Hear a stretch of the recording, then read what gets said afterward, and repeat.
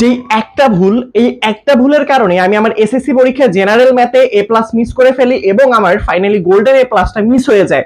আমি কিন্তু প্রত্যেকটা পরীক্ষায় সুপার দিচ্ছিলাম, আসলে ম্যাথ পরীক্ষার সময় কি এমন হয়ে গেল যে আমার ম্যাথ পরীক্ষার এ প্লাসটাই মিস হয়ে গেল। আমাদের সময় ঠিক তোমাদের মতো রুটিন ছিল, প্রথম পরীক্ষাটা বাংলা হলো, তার পরবর্তীটা ইংরেজি, তার পরবর্তী ধর্ম পরীক্ষা হয়েছিল এবং তিনটা সব ফার্স্ট পেপার সেকেন্ড পেপার মিলে এই পরীক্ষাগুলো সুপার দিয়েছিলাম।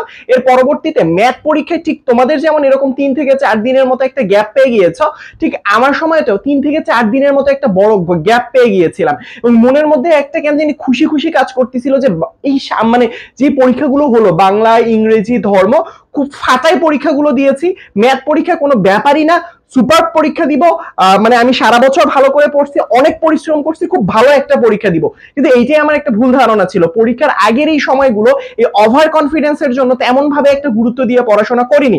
পরীক্ষা দিয়ে এসে সেই দিন থেকে পড়াশোনা শুরু করা উচিত, যেমনটা আজকে থেকে শুরু করা উচিত তোমাদের। তো আমি পড়াশোনা শুরু না করে একটু ঢোলামি করলাম, পরের দিনে একটু ঢোলামি করতে করতে ঠিক পরীক্ষার আগের দিন গিয়ে রিয়েলাইজ করলাম যে ভাই আমার তো সব পড়াগুলোই এখনো বাকি।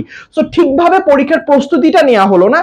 পরীক্ষার হলে গিয়ে আমার মাথা একদম গরম হয়ে গেল, কোনটার উত্তর করব একটু পারতেছি, একটার ঘ নাম্বার করতে গিয়ে একটুতে আটকে যাচ্ছি, আরেকটার ঘ নাম্বারে একটু গিয়ে আটকে যাচ্ছি। তখন মনে হচ্ছিল বিগত 3 বা 4 দিন যে বন্ধটা মানে পেয়েছিলাম, এটা যদি একদম ঠিকভাবে কাজে লাগাতাম তাহলে হয়তো বা আজকে এই সমস্যাটা হতো না।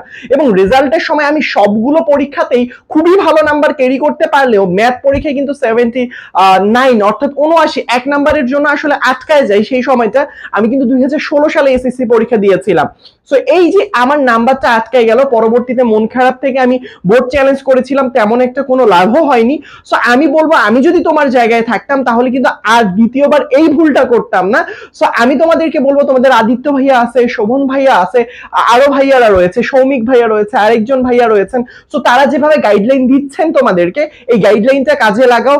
এখন থেকে প্রিপারেশন নাও ঠিকঠাক ভাবে, একদম আগের পরীক্ষাগুলো যতই ভালো দাও না কেন অথবা খারাপ হয়ে যেতেই পারে, কোনো ব্যাপার না, বাট এখন যে সামনের পরীক্ষা এটার জন্য একদম এখন থেকে প্রিপারেশন নাও। যদি তুমি একটু ঢোলামি করো এর কারণে কিন্তু তোমার গোল্ডেন এ প্লাস এমনকি এ প্লাসটাও ছুটে যেতে পারে। সুতরাং এখন থেকে ভালো করে প্রস্তুতি নাও, ইনশাআল্লাহ তোমার সাথে দেখা হবে কেমিস্ট্রি ক্লাসে।